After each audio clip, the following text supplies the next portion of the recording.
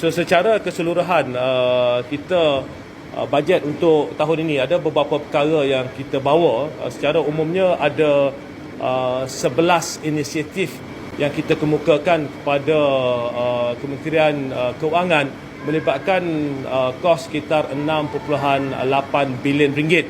Ya, ini adalah inisiatif yang kita sebut ya untuk bajet kali ini. Ini tak bermakna yang lain-lain tak ada. Jadi saya nak jelaskan di sini, dia ada 3 kluster utama berkaitan dengan murid, berkaitan dengan guru dan berkaitan dengan infrastruktur. Jadi itu merupakan 3 teras utama apa yang kita lihat dalam konteks bajet kita kali ini ya. Kita punya wish list adalah berdasarkan 3 teras utama ini. Dan dalam setiap teras utama ini ada pelbagai perkara yang kita sentuh, dan apa yang paling penting kita ingin melihat supaya dengan inisiatif ini keseluruhan ekosistem pendidikan ini kita dapat terus tambah baik dari semasa ke semasa. Dan antara yang kita rasa memerlukan perhatian khusus adalah berkaitan dengan guru sebagai contoh. Salah satunya adalah berkaitan dengan peranti untuk guru. Jadi ini antara perkara yang kita tekankan. Kerana apa? Jika kita lihat secara umumnya kaki tangan awam ini biasanya disediakan sama ada dengan laptop ataupun desktop workstation masing-masing. Tetapi dalam konteks guru ini tidak disediakan sedemikian ya. Jika kita lihat perkhidmatan lain ada disediakan. Memandangkan kita bergerak ke arah mendigitalkan pendidikan, maka peranti untuk guru ini merupakan satu komponen yang amat penting, kerana lepas ini banyak lagi perkara-perkara yang kita akan otomasikan dan juga kita akan digitalkan pendidikan kita, termasuklah dalam konteks pengajaran dan pembelajaran. Kita mahu guru menggunakan lebih banyak inovasi dan kreativiti dalam pengajaran dan pembelajaran, dan dalam konteks dunia digital ini salah satu komponen paling penting adalah peranti untuk digunakan oleh guru-guru ini. Jadi ini merupakan antara komponen utama kalau saya boleh sentuh sikit berkaitan dengan guru. Ini tak termasuk tentang latihan-latihan guru. Ini juga kita lihat bahawa apabila kita melakukan transformasi kepada sektor pendidikan, apa yang paling penting adalah untuk kita pastikan guru-guru kita ini mendapat latihan yang cukup baik, latihan yang mantap bagi memastikan perkara-perkara yang kita ingin laksanakan itu dapat kita laksanakan dengan cekap dan teratur. Dalam konteks ini, latihan-latihan termasuklah dalam konteks pengajaran dan pembelajaran itu akan terus kita beri keutamaan. Itu kalau saya boleh sebutlah daripada 11 itu banyak perkara yang kita sentuh 3 kluster utama tadi. Itu antara berkaitan dengan guru.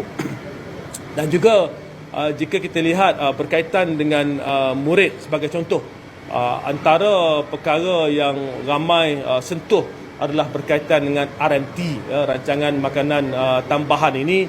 Dan saya telah sebut beberapa kali bahawa ini merupakan antara perkara yang kita tekankan ya, supaya RMT ini dapat kita tingkatkan.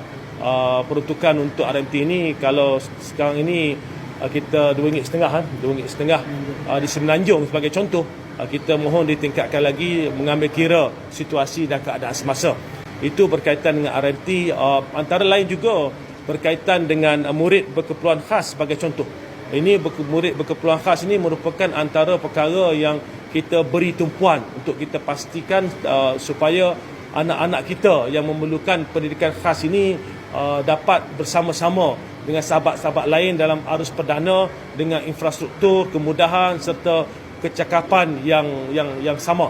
Sebab itu kita mahu lihat segala perkara pembangunan infrastruktur untuk murid berkeperluan khas dan juga latihan guru ini dapat kita tingkatkan. Kita telah laksanakan untuk tempoh 3 atau 2,5 tahun yang lepas banyak perkara yang kita telah laksanakan untuk pendidikan khas ini, dan kita mahu perkara ini terus diberi perhatian penting bagi memastikan semua anak-anak kita dalam sistem pendidikan mendapat yang terbaik. Seterusnya berkaitan dengan STEM, mata pelajaran sains, teknologi, engineering and maths. Ini merupakan salah satu perkara yang kita tekankan. Kita tahu bahawa enrolment dalam STEM ini semakin hari nampaknya semakin menunjukkan penurunan. Sebab itu kalau tidak ada intervensi yang menyeluruh, ini perkara bukan baru ya. Enrolment dalam STEM ni kita dah hadapi ini bertahun-tahun yang lalu. Cuma kita dah ada intervensi, namun this time kita mahu lihat intervensi yang lebih menyeluruh Sebab itu kita memerlukan peruntukan yang lebih spesifik untuk perkara berkaitan dengan STEM ini bagi memastikan enrolment dalam mata pelajaran STEM ini terus dapat ditingkatkan dan kita dapat menyediakan modal insan dan tenaga kerja masa depan yang mempunyai kepakaran dalam bidang ini bagi membolehkan Malaysia terus bersaing di peringkat dunia. Seterusnya berkaitan dengan infrastruktur juga banyak perkara yang kita ingin tekankan. Namun perkara berkaitan sekolah daif sebagai contoh.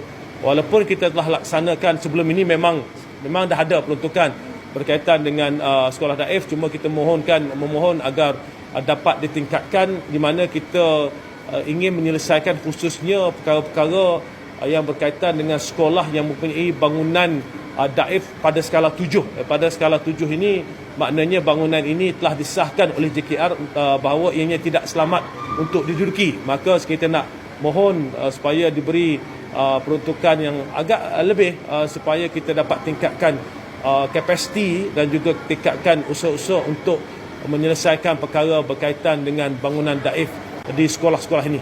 Itu antara perkara berkaitan infrastruktur yang kita sentuh. Namun begitu, walaupun ada 11, tak bermakna kita dalam sepanjang bajet kita 11 itu saja. Itu that one I want to make it very clear. Ada perkara-perkara yang memang telah menjadi perkara yang kita sentuh setiap tahun, yang kita sentiasa tambah baik dari tahun ke tahun. Sebagai contoh, bantuan awal persekolahan. Kalau dulu bantuan awal persekolahan ni RM100 untuk seorang murid. Namun kita mulai tahun ini kita telah mohon dan diluluskan dalam bajet lepas untuk ditingkatkan kepada RM150.